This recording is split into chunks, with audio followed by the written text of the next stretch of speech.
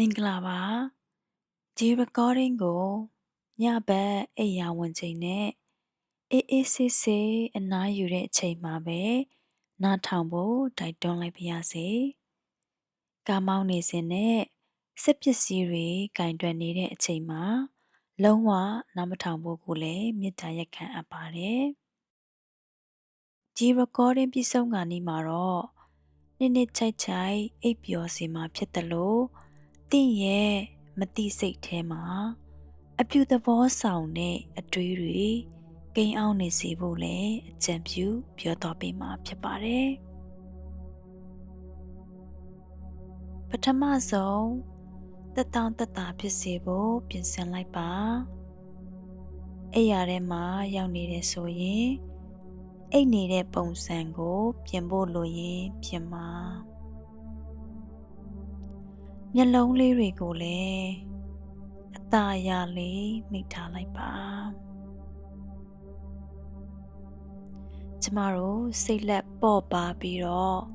အနားရစေဖို့အတွက်အသက်ရှူသွင်းရှူထုတ်ကို9 ကြိမ်လုပ်ပါမယ်အသက်ရှူသွင်းတဲ့အခါနှာခေါင်းကနေဖြည်းဖြည်းချင်းရှူသွင်းပြီးတော့မှ20 စက္ကန့်လောက်အသက်ခဏအောင်မယ်ပြီးတော့မှအသက်ရှူထုတ်ပါမယ်အသက်ရှူထုတ်တဲ့အခါပါးစပ်ကနေလေတွေအကုန်လုံးကိုပြန်မှုတ်ထုတ်လိုက်ပါအဲ့ဒီနီးအတိုင်း9 ကြိမ်ရှူသွင်းရှူထုတ်ပါမယ်ဒီတော့စလိုက်ကြရအောင်ရှူသွင်းမယ်အောက်ထားပါရှူထုတ်မယ်ရှူသွင်းပါရှူထုတ်ပါ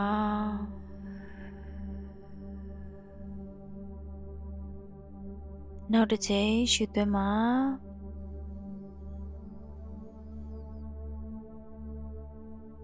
ရှူထုတ်ပါနောက်တစ်ခါရှူသွင်းပါ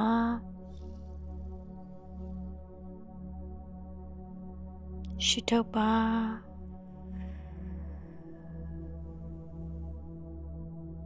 နောက်ဆုံးတစ်ချိန်ရှူသွင်းပါ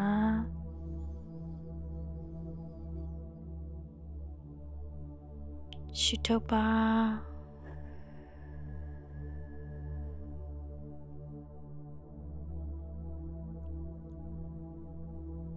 ဆက်လက်ပြီးတော့ကျမတို့အသက်ရှူသွင်းရှူထုတ်ကိုနှာခေါင်းကနေပဲသတိလေးကပ်ပြီးရှူသွင်းရှူထုတ်နေလိုက်ပါ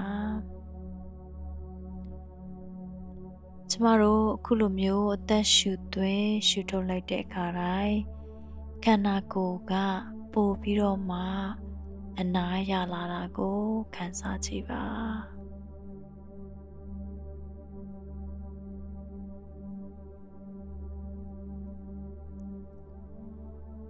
ကောင်းပါတယ်အခုအချိန်မှာတင့်ရဲ့စိတ်ကလည်းတဖြည်းဖြည်းတည်ငြိမ်လာနေပါပြီတနေ့တာလုံးကြုံတွေ့ခဲ့ရတဲ့ပင်ပန်းမှုတွေစိတ်ဖိစီးမှုတွေအတွေးလွန်မှုတွေကိုခဏလောက်ပေးပစ်ထားလိုက်ပါဒီအချိန်လေးကတင့်တယောက်တည်းအတွက်တည်တံ့အချိန်မှာတင့်ရဲ့ကိုယ်ပိုင်အချိန်လေးပါတင့်ခန္ဓာကိုယ်ကိုအနားပေးဖို့တင့်စိတ်ကိုငြိမ်သက်စေဖို့တင့်ရဲ့မတိစိတ်ကိုအေးချမ်းမှုတွေနဲ့ပြည့်စေဖို့အချိန်ပါအခုသင်ကမြို့ကြီးတစ်မြို့တည်းကအဆောက်အုံမြင့်တစ်ခုရဲ့ဝေယန္တာပေါ်မှာရပ်နေတယ်လို့စိတ်ကူးကြည့်ပါဒီဝေယန္တာလေးက အလွန်လှပတဲ့ပန်းခြံတစ်ခုကိုအပေါ်ကနေစီးမြင်နေရပါတယ်ဝယန္တာရဲ့လက်ရမ်းတိုင်တွေကလည်းတော်တော်လေးခိုင်ခန့်ပြီးသင်ဟာလုံခြုံနေတယ်အေးချမ်းနေတယ်သက်တောင့်သက်သာဖြစ်နေပါတယ်သင်ကဝယန္တာမှာရက်ပြီးတော့လူတွေကိုငြိမ်ငြိမ်လေးကြည်နေမိတယ်လူတွေကိုကြည်နေရတာကတခါတလေအယမ်းစိတ်ဝင်စားဖို့ကောင်းတယ်သင်ဝယန္တာလက်ရန်ကိုအသာလေးမိလိုက်တယ်ပြီးတော့သင်လက်ချောင်းလေးတွေနဲ့လက်ရန်ပေါ်ကိုအသာလေးထိတွေ့ကြည့်မိတယ်အဲ့ဒီလက်ရန်တွေကဘလောက်တောင်ခိုင်ခန့်ပြီးလုံခြုံနေတယ်ဆိုတာကိုသင်ခံစားနိုင်ပါတယ်သင်ရဲ့အောက်တက်တက်မှာတော့လမ်းမကြီးတစ်ခုရှိနေပြီးတော့လမ်းရဲ့ဘေးတစ်ဖက်တစ်ချက်စီမှာလူသွားစင်ကြံလမ်းလေးတွေရှိနေပါတယ်လမ်းမပေါ်မှာကားတွေအများကြီးသွားလာနေကြပြီးတော့အများစုကတော့တက်စီတွေဖြစ်ပါတယ်အဝါရောင်တက်စီကားလေးတွေတစ်စီးပြီးတစ်စီးဖြတ်သန်းသွားနေတာကိုသင်မြင်နေရပါတယ်အချို့ကားတွေရဲ့အမိုးပေါ်ကမီးကွက်လေးတွေလင်းနေပြီးတော့တချို့ကတော့မိတ်နေကြပါတယ်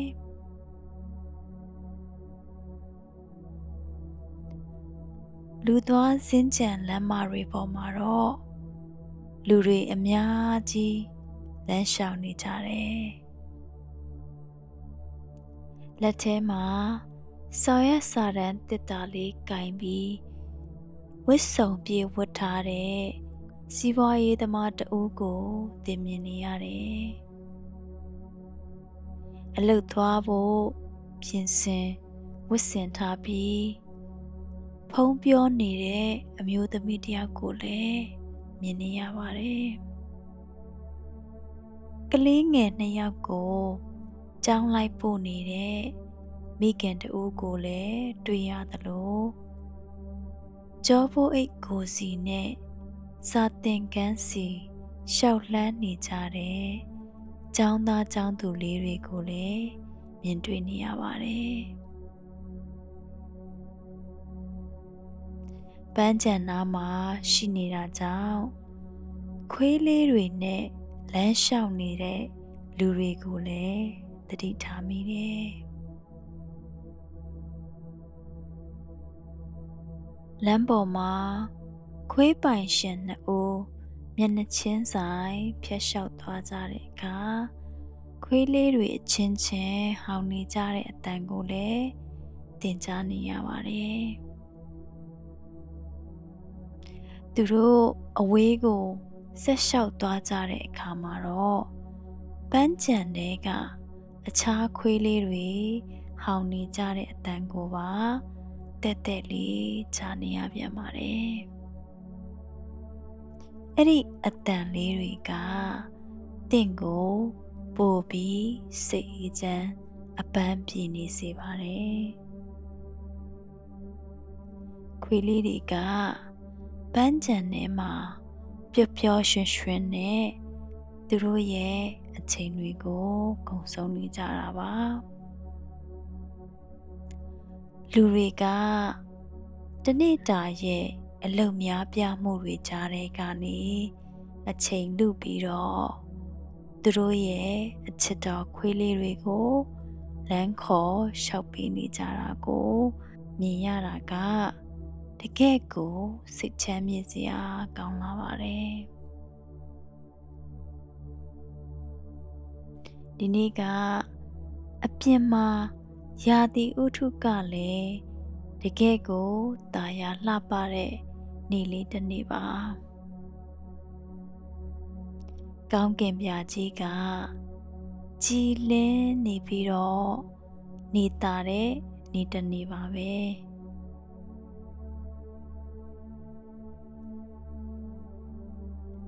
ပြီးတော့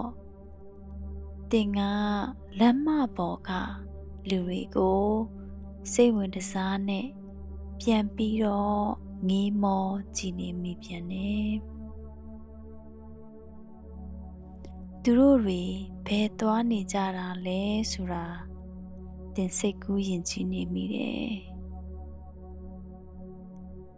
တချို့ကတော့ဈေးဝယ်ထွက်ဖို့သွားနေကြတာအချို့ကတော့နေ့စဉ်လှုပ်ဆောင်ရမယ့်ကိစ္စလေးတွေဆောင်ရွက်ဖို့သွားနေကြတာဖြစ်မယ်လို့တင်စိတ်ကူးယဉ်ကျေးနေမိတယ်တချို့ကြတော့လေတစ်စုံတစ်ယောက်နဲ့တွေ့ဆုံဖို့သွားနေကြတာဖြစ်နိုင်တာပေါ့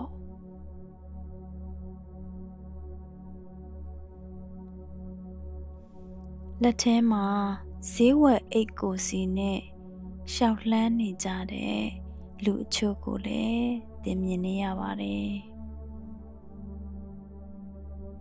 သူတို့တွေတစ်နေ့တာလုံးစိတ်ကြိုက်ဈေးဝယ်ထွက်ထားကြတာထင်ပါရဲ့လက်ထဲမှာကင်မရာကိုစီနဲ့ဓာတ်ပုံရိုက်နေကြတဲ့လူတွေကိုမြင်ရတဲ့အခါမှာတော့သူတို့ဟာခရီးသွားဧည့်သည်တွေဖြစ်လိမ့်မယ်လို့တင်တွေးနေမိပြန်တယ်လူတွေဘယ်ကိုသွားနေကြမလဲဆိုတာကိုလိုက်လံခံမှန်းကြည့်ရတာကတကယ့်ကိုစိတ်ချမ်းမြေ့စရာကောင်းလာပါတယ်တင်ခံမှန်းလို့ပြီးသွားတဲ့အချိန်မှာပဲနောက်ထပ်လူအသစ်တစ်ယောက်ထပ်မံရောက်ရှိလာပြီးတော့သူတို့ဘယ်ကိုသွားနေမလဲဆိုတာကိုတင်ထပ်ပြီးစိတ်ကူးကြည်နေမိပြန်တယ်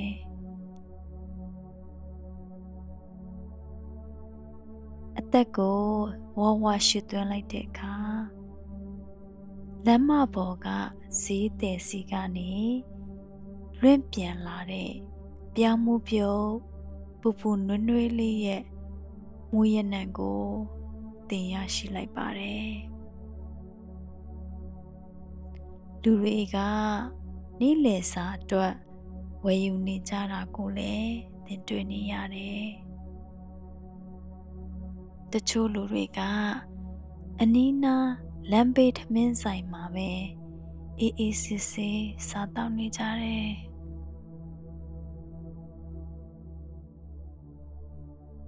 ခဏနေတော့တစ်အာယုံကပန်းကြံဘက်ကိုပြန်ရောက်သွားတယ်အခုကစောင်းဦးရာသီဖြစ်တော့ပန်းကြံထဲကတစ်ပင်တွေကအနီရောင်လိမ္မော်ရောင်အဝါရောင်လှပတဲ့အရောင်တွေအဖြစ်ပြောင်းလဲနေကြပါတယ်ပန်းကြံထဲမှာရှိတဲ့တစ်ပင်ကြီးတွေရဲ့အောက်မှာတော့မိသားစုလိုက်ပျော်ပွဲစားအပန်းပြေထွက်လာပြီး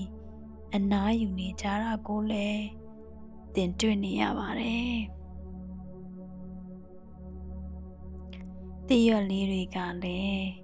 လေအဝိမှာဟိုဒီရိမ်ထိုးလို့နေပါတယ်ဒီလိုစီးကျက်ညီညီလှူရှားမှုတွေကတင်းစိတ်ကိုပိုပြီးအေးချမ်းနေစေပါတယ်တင်ကဝရန္တာပေါ်မှာရှိတဲ့တက်တောင့်တက်တာအနားယူတဲ့ ကလတ်ထိုင်အရှိလေးပေါ်မှာထိုင်ဖို့ဆုံးဖြတ်လိုက်တယ်ဒီကလတ်ထိုင်လေးမှာတင့်အတွက်သက်တောင့်သက်သာဖြစ်စေတဲ့ဤဆက်တဲ့ကူရှင်အခန့်လေးတွေလည်းရှိနေပါတယ်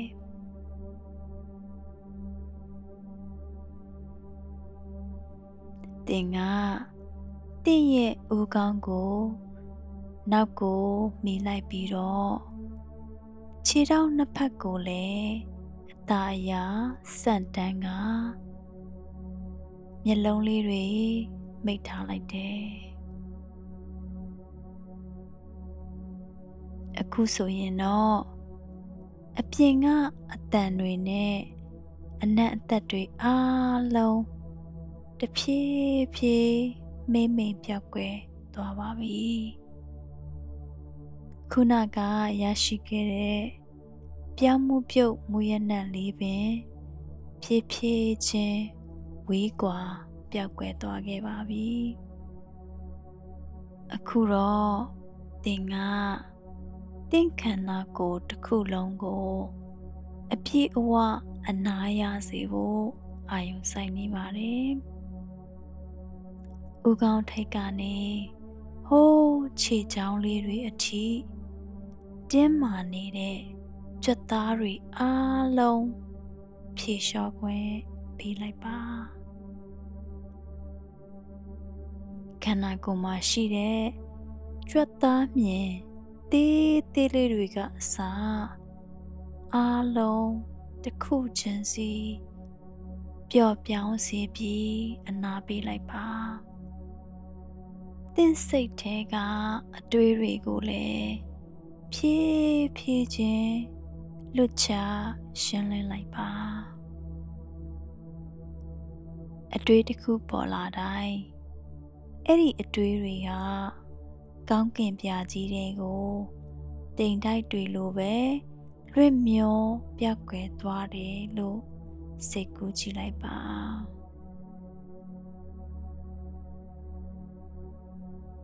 အခုဒီအချိန်မှာ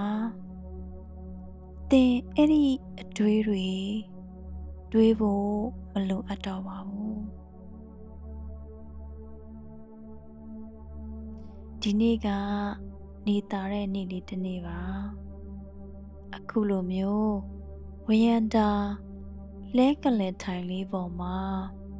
အပန်းဖြေနေရတာကိုသင်နှစ်သက်စွာခံစားနေမိတယ်ပြီးတော့သင်ခန္ဓာကိုယ်ပေါ်ကိုလေးပြေးအေးလေးတစ်ချက်ခပ်ဖွားဖွားတိုက်ခတ်သွားပြီးသင်ကိုပိုမိုအပန်းပြေသွားစေပြန်ပါတယ်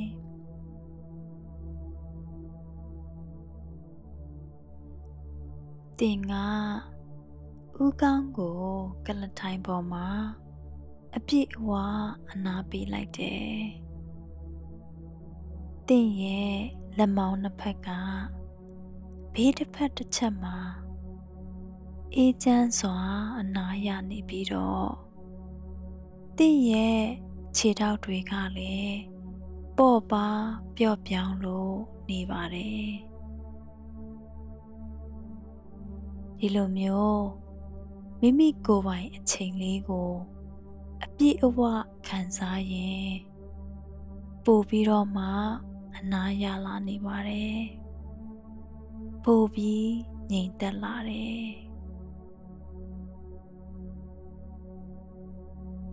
အခုတော့တင့်ကိုယ်တင်စိတ်ကူးရင်အိမ်မက်လေးတစ်ခုတည်းကိုဖြည်းဖြည်းချင်းစီးမျောဝင်ရောက်ခွင့်ပြုလိုက်ပါဟုတ်ပါတယ်သင်ကအခုအောက်ကပန်းချံထဲမှာလူတွေကြားအေးအေးဆေးဆေးလမ်းလျှောက်ပြီးတော့အပန်းဖြေနေတယ်လို့စိတ်ကူးယဉ်ကျေးလိုက်ပါပန်းချံထဲမှာလမ်းလျှောက်ရင် သစ်ပင်တွေစီကရတဲ့စိတ်ကိုလန်းဆန်းစေမဲ့ရနံ့ကိုရှုရှိုက်နေမိတယ်။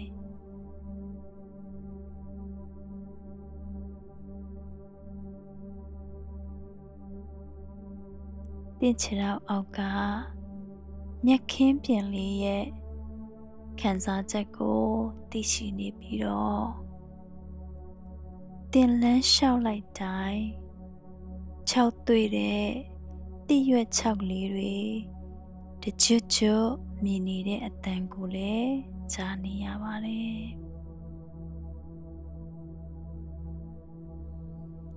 သစ်ပင်ကြီးတွေကိုမောကြည့်လိုက်တဲ့အခါလှပလွန်းတဲ့တိရွက်ရောင်စုံတွေကိုမြင်တွေ့နေရပါတယ်။ဟုတ်ပါတယ်။ဒီလိုရာသီလေးကအရန်ကို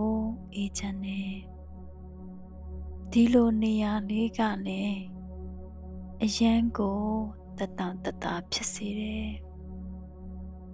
ဆက်လက်ပြီးသင်ကလူသွားစင်ကြံလမ်းပေါ်မှာလမ်းလျှောက်နေတယ်လို့စိတ်ကူးကြည့်ပါသင်ရဲ့ခြေလမ်းတိုင်းကိုခိုင်ခိုင်မာမာပန့်ပိုးပေးထားတဲ့မြေပြင်ရဲ့အထီးအထွေကိုခံစားကြည့်ပါဒီလူသွားလမ်းလေးပေါ်မှာလမ်းလျှောက်ရတာတကယ်ကိုငြိမ်းချမ်းလာပါတယ်ဒီလိုမျိုးလှပတဲ့မြို့ပြရဲ့နေ့ရက်လေးကိုခံစားရင်လူတွေသူတို့လှုပ်ရှားရှိတာတွေလုပ်နေကြတာသွားเสียရှိတဲ့နေရာတွေသွားနေကြတာကိုငေးမောကြည့်ရှုနေမိတယ်သင်ကလူတွေကိုငေးကြည့်ရတာကိုသဘောကျသလိုဒီလိုလှပပြီးငြိမ်းချမ်းတဲ့မြို့ပြကြီးရဲ့ပတ်ဝန်းကျင်လေးတို့ကိုလည်းတကယ့်ကိုနှစ်သက်သဘောကျနေမိပါတယ်ဒီနေ့လေးကအရန်လှပပြီးအရန်ကို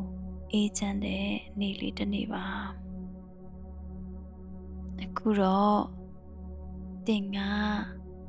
ဗရန်ဒါပေါ်ကနေမြင်ခဲ့တဲ့လွင်ပြင်ထဲမှာကိုယ်တိုင်လမ်းလျှောက်နေတယ်လို့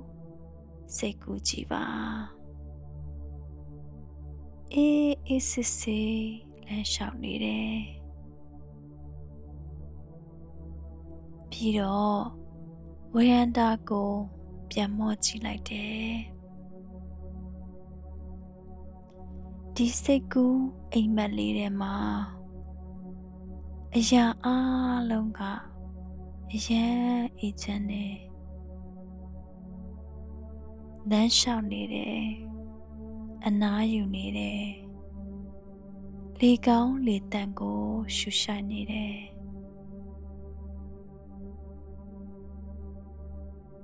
ဒီနေရာမှာရှိနေရတာအရန်ငြိမ်းချမ်းတယ်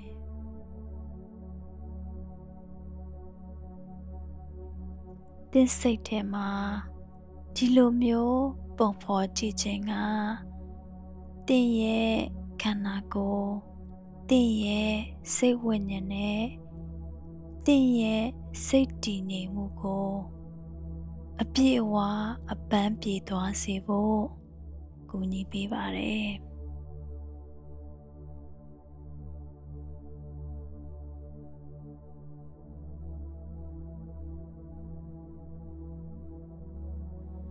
သင်ကဗရန်ဒါပေါ်မှာတက်တောင့်တက်တာအနားယူနေရကနေဖြည်းဖြည်းချင်းထားရလိုက်တယ်အရန်အေးချမ်းနေတယ်အရန်တက်တောင့်တက်တာဖြစ်နေတယ်ပြီးတော့ အခန်းထဲကိုဖြည်းဖြည်းချင်းပြန်လျှောက်သွားတယ်။တကယ့်ကိုစိတ်လက်ပေါ်ပါပြီးတော့နေလို့ကောင်းနေပါတယ်။သင်ကအေးအေးဆေးဆေးဖြည်းဖြည်းချင်းရှောက်လန်းလာတယ်။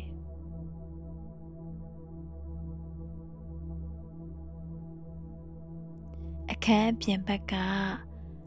လူသွားစင်ကြံရှောက်လန်းအထိရောက်အောင်ရှောက်သွားခဲ့ပါတယ်။ဟုတ်ပါတယ်။ရှောက်လန်းကိုရောက်တဲ့အခါသင်ကဓာတ်လေကားရှိရာစီကိုဖြည်းဖြည်းချင်းဆက်ပြီးတော့ရှောက်သွားလိုက်ပါတယ်။သင်က10 တက်မြောက်မှာရောက်ရှိနေတာမို့ဓာတ်လေကားခေါ်တဲ့ခလုတ်လေးကိုနှိပ်လိုက်ပါတယ်။ဓာတ်လေကားရောက်လာတဲ့အခါတကားကဖြည်းဖြည်းချင်းပွင့်သွားပြီးတော့သင်ကလည်းဓာတ်လေကားတဲ့ကိုရှောက်လန်းဝင်ရောက်သွားခဲ့ပါတယ်။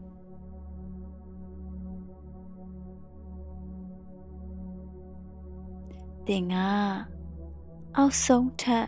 မြေညီဓာတ်ကိုသွားမယ်ခလုတ်လေးကိုနှိပ်လိုက်ပါတယ်။ပြီးတော့ကျမရေတွက်မဲ့ခဏန်းအလိုက်သင်ရဲ့ဓာတ်လေကားကလည်းဖြည်းဖြည်းချင်းစတင်ဆင်းသက်သွားပါလိမ့်မယ်။ကျမခဏန်းတစ်ခုချင်းစီကိုရေတွက်လိုက်တိုင်းသင်က10 တက်ကနေစပြီးတစ်ထပ်ချင်းစီအောက်ကိုဆင်းသက်သွားမှာဖြစ်ပါတယ်။ကျမနံပါတ်1ကိုရောက်တဲ့အချိန်မှာတော့သင်ဟာမြေညီဓာတ်ကိုရောက်ရှိသွားမှာဖြစ်ပြီးတော့အပြည့်အဝစိတ်လက်ပေါ်ပါအပန်းပြေသွားပါလိမ့်မယ်။ကျမကဏ္ဍတစ်ခုရည်တွက်လိုက်တိုင်းဓာတ်လေကားကအောက်ကိုဆင်းသွားမှာဖြစ်ပြီးတော့ဓာတ်လေကားကအောက်ကိုတဆင့်ချင်းဆင်းသွားလေသင်ရဲ့စိတ်ကလည်းပို့ပြီးတော့မှအပန်းပြေလာလေဖြစ်ပါလိမ့်မယ်။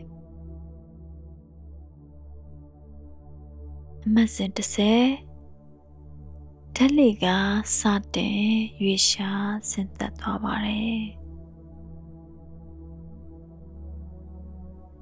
အမှတ်စဉ်ကိုနောက်တစ်ထပ်ကိုဆက်ပြီးဆင်းသွားပါပြီ။သင်ရဲ့စိတ်ကလည်းပို့ပြီးတော့မှနက်နက်ရှိုင်းအပန်းပြေလာပါတယ်။သင်ကဖြည်းဖြည်းချင်းအောက်ကိုစီးမျောဆင်းသက်သွားရင်ပို့ပြီးတော့စိတ်လက်ပေါ်ပါသွားပါတယ်။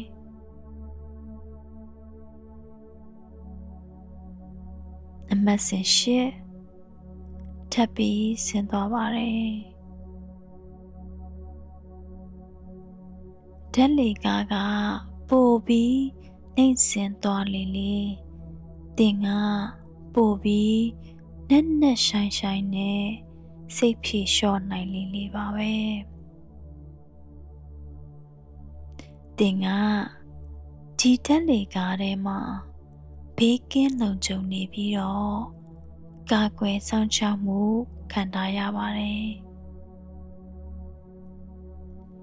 ဒီစင်းနှင်းမှုကိုတက်တောင့်တက်တာခံစားနေလိုက်ပါတယောက်တည်းဘေးကင်းလုံခြုံစွာရှိနေတဲ့ဒီအချိန်လေးမှာသင်ကိုယ်တင်ဘယ်လောက်တောင်အံ့ဩဖို့ကောင်းလဲအစွမ်းထက်တယ်လဲ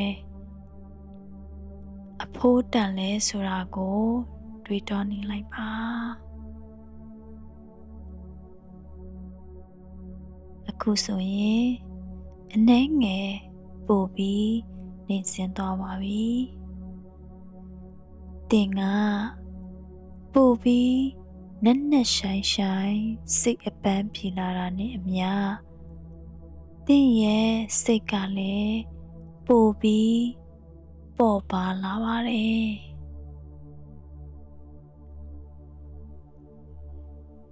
တကယ်ကိုအေးချမ်းပြီးပေါ်ပါနေပါတယ်။အမှတ်စဉ်6နောက်ထပ်တစ်ထပ်ကိုထပ်မံဆင်းသက်သွားပါပြီ။အခုဆိုရင်တော့ပိုပြီးတော့တောင်စိတ်ကဖြေလျှော့လို့နေပါပြီ။သင်ရဲ့ခန္ဓာကိုယ်စိတ်အတိနဲ့စိတ်ဝိညာဉ်ရဲ့အစိတ်အပိုင်းတိုင်းကလုံးဝကိုစိတ်အေးချမ်းသွားတာကိုခံစားကြည့်ပါအမှတ်စဉ်ကလမ်းတစ်ဝက်ကိုရောက်ရှိလို့လာခဲ့ပါပြီပြီးတော့လွန်ခဲ့တဲ့မိနစ်ပိုင်းလောက်ကထက်ဆိုင်ရင်သင်ကိုယ်သင်ပို့ပြီးတော့အများကြီးစိတ်လက်ပေါ်ပါသွားတာကိုသတိပြုမိလာပါလိမ့်မယ်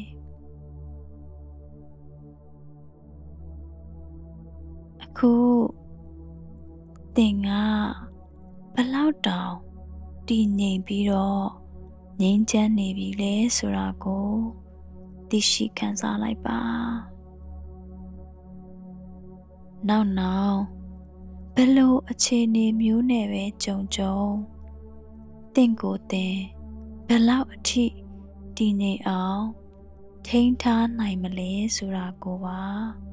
သတိပြုမိသွားပါလိမ့်မယ်။ဘာဖြစ်လို့လဲဆိုတော့သင်ဟာသင်ကိုယ်သင်ဘယ်လိုမျိုးစိတ်ဖြေလျှော့ရမလဲဘယ်လိုဗဟိုပြုရမလဲနဲ့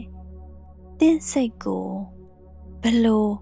အာယုံစိုက်ရမလဲဆိုတာကိုသင်ယူတက်မြောက်သွားခဲ့ပြီမို့ပါ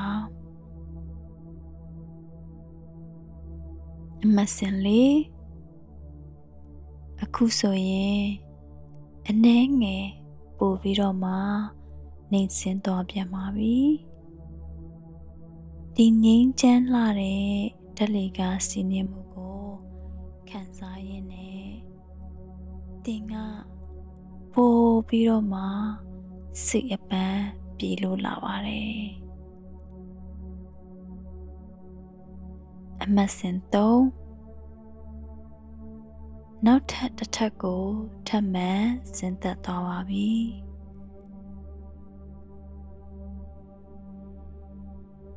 အမှတ်စဉ်2တကယ်ကိုစိတ်အေးလက်အေးဖြစ်လို့နေပါပြီဒီအချိန်ဒီနေရာဒီစိတ်အပန်းပြေစရာကောင်းတဲ့ဓာတ်လေကားလေးထဲမှာရှိနေရတာကတကယ်ကိုငြိမ်းချမ်းလာပါတယ်ဒီဓာတ်လေကားလေးကသင်ရဲ့ခန္ဓာကိုယ်သင်ရဲ့စိတ်အသိနဲ့သင်ရဲ့စိတ်ဝိညာဉ်တစ်ခုလုံးကိုအပြည့်အဝ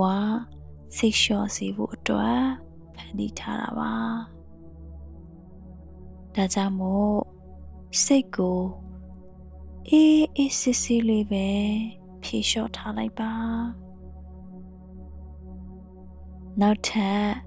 ကဏ္ဍတစ်ခုကိုရေတွက်လိုက်တဲ့အချိန်မှာတော့သင်က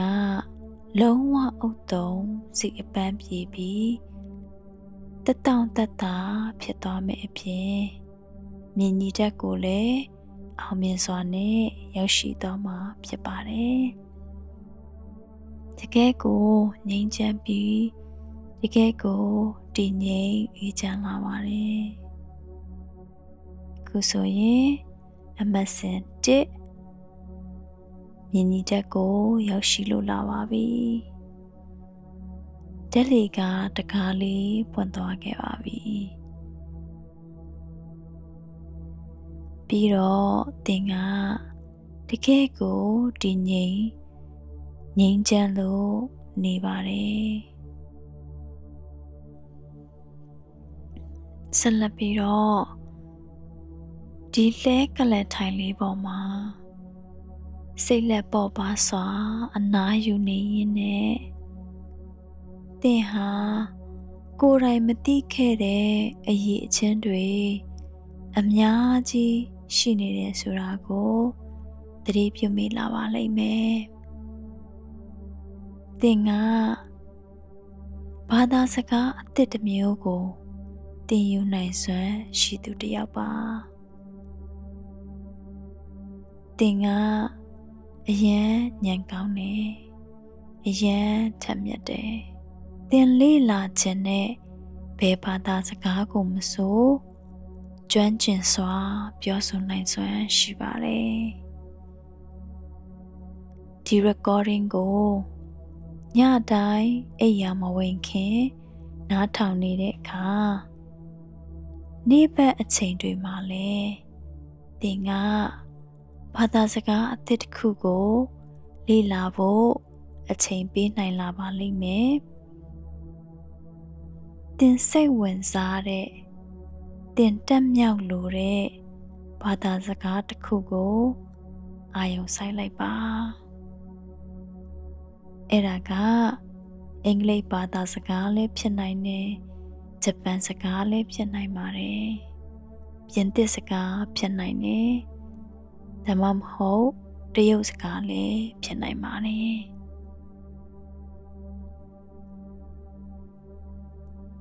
သင်အနေနဲ့သင်ယူလိုတဲ့ဘယ်ဘာသာစကားကိုမဆိုအခုပဲလေ့လာနေတယ်လို့စိတ်ကူးထဲမှာမြင်ရောက်ကြည့်လိုက်ပါ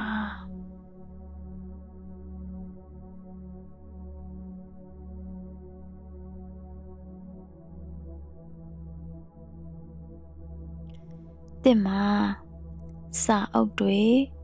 လေ့လာစရာ software တွေရှိနေပြီးတော့သင်ကိုစနစ်တကျသင်ကြားပေးမဲ့ဆရာတစ်ယောက်ကလည်းကူညီပေးနေတယ်လို့စိတ်ကူးကြည့်ပါ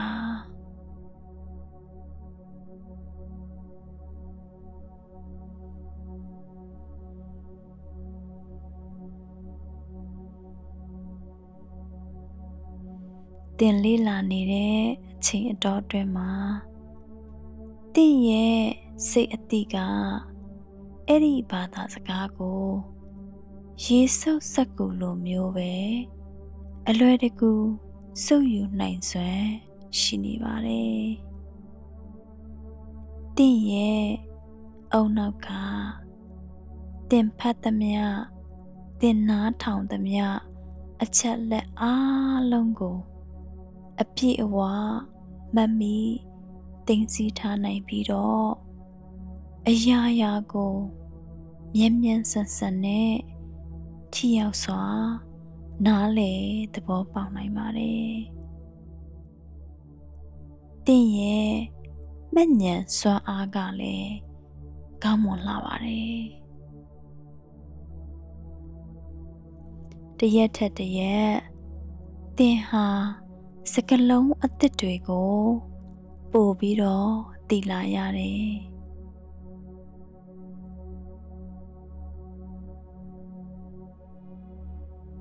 အဲ့ဒီဘာသာစကားရဲ့ဝေါ်ဝါဒတွေကသင်ကောင်းထဲမှာတစ်နေ့တစ်ခြားတိုးပွားလို့လာနေပါတယ်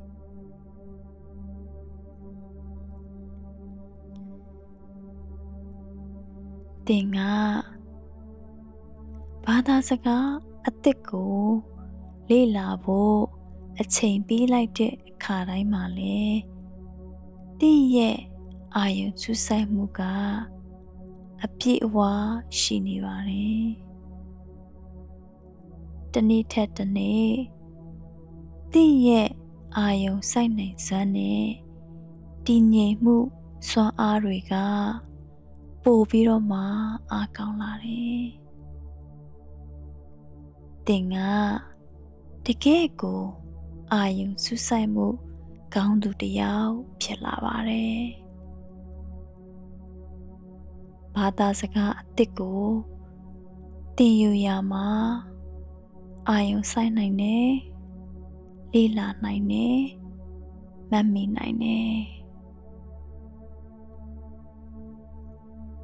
အခုသင်လေ့လာဖို့ရွေးချယ်ထားတဲ့ဘာသာစကားပေါ်မှာအာယုံဆုစိုက်နေတဲ့ကိုစိတ်ကူးကြည့်လိုက်ပါအဲ့ဒီအခိုက်အတန့်ထဲမှာသင်ဟာတည်ငြိမ်နေတယ်အေးချမ်းနေတယ်အာယုံစိုက်နေတယ်မလိုအပ်တဲ့အရာအလုံးကိုဘေးဖယ်ထားလိုက်တယ်မလိုအပ်တဲ့အတွေးတွေကိုလည်းလွတ်ချလိုက်တယ်သင်ကစကားလုံးအသစ်တွေလေ့လာနေတယ် grammar တွေကိုနားလည်အောင်သင်ယူနေတယ်ဒီနေရာမှာသင်ကိုယ်သင်မြင်အောင်ကြည့်လိုက်ပါသင်ဘလောက်တောင်စိတ်တည်ငြိမ်ပြီးတော့အပန်းပြေနေပြီလဲဘလောက်တောင်ပြတ်သားတဲ့စိတ်ပိုင်းဖြတ်မှုရှိနေတယ်လဲဆိုတာကိုမြင်အောင်ကြည့်ပါနောက်သင်စာလေ့လာတဲ့အခါတိုင်းမှာလည်းဒီလိုမျိုးပဲဖြစ်နေတော့မှာပါစာကြည့်ဖို့ပြင်လိုက်တဲ့အခါတိုင်းသင်စိတ်ထဲကနေအာယုံစိုက်မယ်ဆိုတဲ့စကားလုံးလေးကိုပြောလိုက်ရုံနဲ့သင်ကချက်ချင်းအပြည့်အဝအာယုံစူးစိုက်နိုင်ပါလိမ့်မယ်သင်ကမလိုအပ်တဲ့အချက်တွေကိုဘေးဖယ်ပြီးတော့အချိန်အကြာကြီးစိတ်မပြတ်လွင်တော့ပဲအာယုံစိုက်နိုင်စွမ်းရှိပါတယ်ဒါကြောင့်အခုစိတ်ကိုလျှော့ချလိုက်ပါသင်ရဲ့အာယုံစိုက်နိုင်စွမ်းဟာသင်ရဲ့အာယုံစိုက်နိုင်စွမ်းဟာဘလောက်တောင်အစွမ်းထက်လဲဆိုတာကိုသိရှိခံစားလိုက်ပါ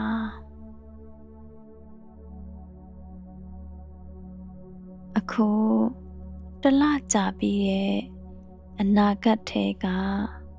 သင်ရဲ့ပုံစံကိုစိတ်ကူးကြည့်လိုက်ပါသင်ဟာဒီဘာသာစကားရဲ့အခြေခံတွေကိုကျွမ်းကျင်နေပါပြီ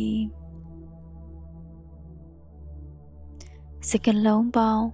ရာနဲ့ချီသိလာပြီးတော့ဝါကျတွေကိုလည်းလွယ်ကူစွာပြောဆိုနိုင်လာပြီသင်ကသင်ရဲ့အရေးအချင်းသစ်ကိုဆက်ပြီးတော့လေ့ကျင့်နေတဲ့အတွက်တစ်ရက်ထက်တစ်ရက်ပိုပြီးတော့မှတိုးတက်လာနေပါတယ်အခုတော့6လကြာပြီးတဲ့အနာဂတ်ထဲကသင်ကိုယ်သင်မြင်ရောက်ကြည့်ပါသင်ကဒီဘာသာစကားကိုယုံကြည်မှုရှိရှိပြောဆိုနိုင်နေပါပြီပြီးခဲ့တဲ့6လတာကိုပြန်ကြည့်လိုက်တဲ့အခါသင်ဘလောက်တောင်တက်မြောက်သွားပြီလဲဆိုတာကိုမြင်တွေ့ရပြီးတော့သင်ကိုယ်သင်ဂုဏ်ယူမိလာပါလိမ့်မယ်သင်ဟာတကယ့်ကိုထက်မြက်ပြီးစိတ်အားထက်သန်မှုရှိတဲ့အတွက်ဒါတွေအားလုံးကိုလေ့လာတက်မြောက်နိုင်ခဲ့တာပါပြီးတော့သင်လေ့လာခဲ့သမျှတွေက တကယ်ကိုအကျိုးရှိလာခဲ့ပါတယ်အခုဆိုရင်ဒီဘာသာစကားပြောတဲ့နိုင်ငံတစ်နိုင်ငံကိုသွားချင်စိတ်ဖြစ်လာတယ်ပြီးတော့သင်အဲ့ဒီနိုင်ငံကိုရောက်သွားတဲ့ပုံစံကိုစိတ်ကူးကြည့်လိုက်ပါသင်တွေ့သမျှလူတိုင်းကဒီဘာသာစကားကိုပြောနေကြတယ်ဒါပေမဲ့ဒီဘာသာစကားကသင်အတွက်မစိမ်းတော့ပါဘူးလူတွေပြောတာကိုသင်အပြည့်အဝနားလည်နိုင်တယ်တချို့စကားလုံးတွေကိုမသိကြရင်တောင်အဲ့ဒီစကားရဲ့နောက်ွယ်ကဆိုလိုရင်းအဓိပ္ပာယ်ကိုအလိုလိုသိမြင်နိုင်စွမ်းရှိနေပါတယ်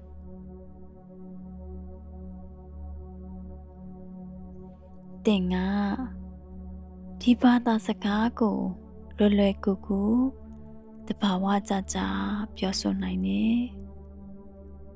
လူတွေကလည်းသင်ပြောတာကိုအပြည့်အဝ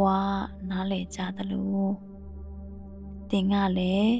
သူတို့ပြောတာကိုကောင်းကောင်းကြီးနားလည်နေပါတယ်သင်ကကိုအယံကုန်ယူနေမိတယ်ဘာသာစကားအသစ်တစ်ခုကိုအောင်မြင်စွာသင်ယူနိုင်ခဲ့လို့သင်အများကြီးကြိုးစားခဲ့တယ်ပြီးတော့အဲ့ဒီကြိုးစားမှုတွေကအခုအကျိုးရလဒ်အဖြစ်ပေါ်လာခဲ့ပါပြီသင်ကဉာဏ်ကောင်းတဲ့အာယုံစူးစိုက်နိုင်စွမ်းရှိတယ်ဒါကြောင့်အခုဆိုရင်ဘာသာစကားအသစ်တစ်ခုကိုပြောနိုင်တဲ့သူဖြစ်လာခဲ့ပါပြီဒါကတကယ့်ကိုစိတ်ချမ်းမြေ့စရာကောင်းတဲ့ခံစားချက်ပါပဲ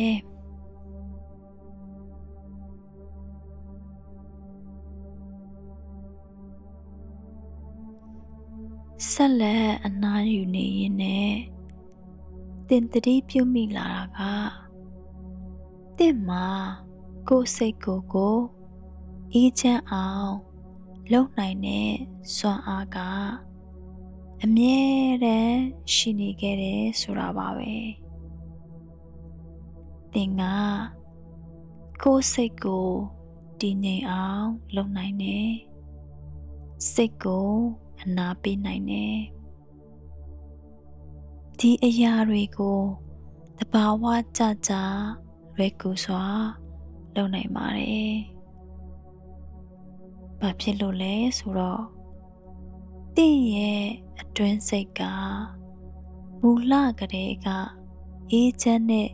သူတစ်ယောက်ဖြစ်လို့ပါအတွင်းစိတ်က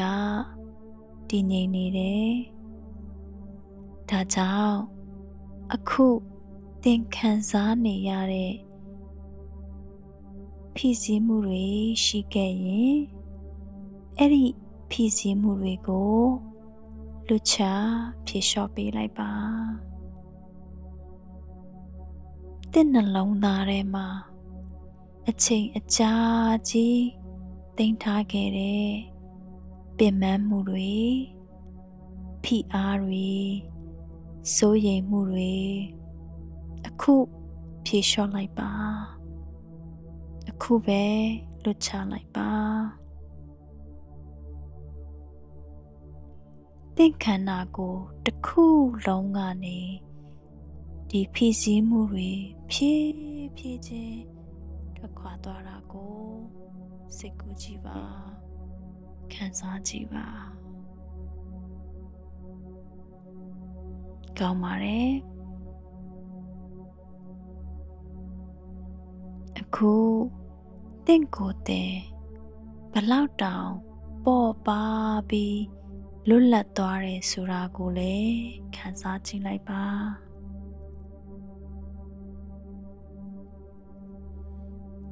စိတ်ကလေးတည်ငြိမ်ပြီးတော့ဖိစီးမှုကင်းနေတဲ့ခံစားချက်ကတကယ်ကိုကောင်းမွန်ပါတယ်နောက်ထပ်သင်သတိပြုမိလာတာကဖိစီးမှုဆိုတာစိတ်ထဲမှာဖြစ်ပေါ်လာတဲ့အရာတစ်ခုသာဖြစ်တယ်ဆိုတာပါသင်ရဲ့ဘဝကသင်စိတ်ထဲမှာစတင်ဖြစ်ပေါ်လာတာပါစိတ်ကိုပြောင်းလိုက်တဲ့အခါ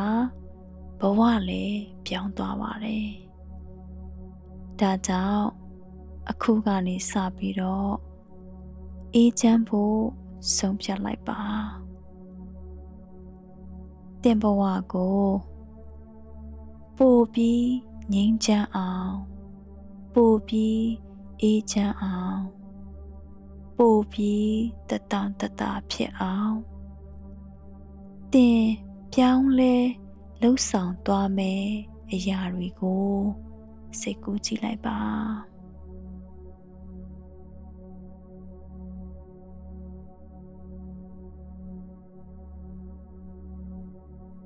ကောင်းပါတယ်အခုသင်ဘဝထဲမှာသင်အတွက်မသင့်တော်တော့တဲ့လူတွေအပြုအမူတွေအခြေအနေတွေရှိနေနိုင်ပါတယ်သင်ကိုအေးချမ်းတဲ့ဘဝကနေဝေးကွာစေတဲ့အရာတွေပျော်ရွှင်မှုကိုလျော့နည်းစေတဲ့အရာတွေ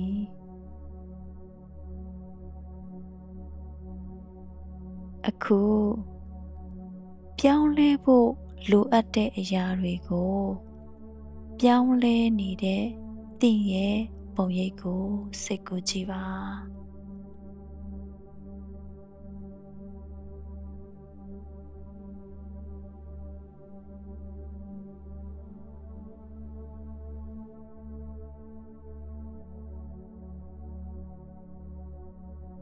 ကောင်းပါတယ်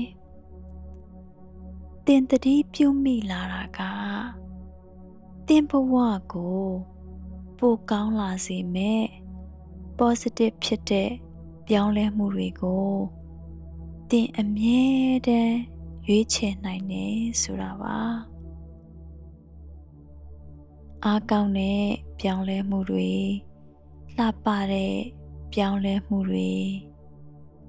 သင်ဘဝရဲ့ quality ကိုပိုပြီးမြင့်မားစေတဲ့ပြောင်းလဲမှုတွေ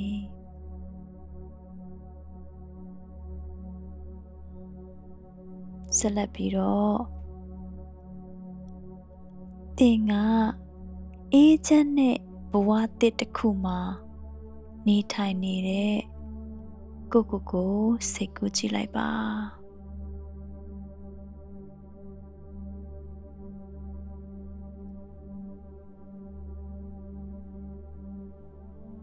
သင်ရဲ့ပုံစံကိုမြင်အောင်ကြည့်လိုက်ပါနေ့စဉ်လုပ်နေကြအရာတစ်ခုကိုလုပ်နေတယ်ဒါပေမဲ့အရင်ကနဲ့မတူတော့ပါဘူးပိုပြီးတော့တည်ငြိမ်နေပိုပြီးတော့ relax ဖြစ်နေတယ်ပိုပြီးတော့မှအာရုံစိုက်နိုင်တယ်ပျော်ရွှင်နေတယ်အခုတော့သင်ရဲ့အသက်ရှူမှုကိုပဲပြန်ပြီးတော့အာရုံစိုက်ထားလိုက်ပါအနားယူပါစိတ်ကိုဖြေလျှော့ထားပါအသက်ရှူသံတိုင်းကသင်ကိုပိုပြီးငြိမ်းချမ်းစေတယ်အသက်ရှူသွင်းရှူထုတ်လိုက်တိုင်းမှာသင်ရဲ့စိတ်ကပိုပြီးတော့မှတည်ငြိမ်လာတယ်ပိုပြီးပေါ်ပါလာတယ်အ အသက်ရှူသွင်းလိုက်တိုင်းအေးချမ်းမှုတွေဝင်ရောက်လာပြီးတော့အသက်ရှူထုတ်လိုက်တိုင်းမှာပင်ပန်းမှုတွေဖိစီးမှုတွေထွက်ခွာသွားပါစေ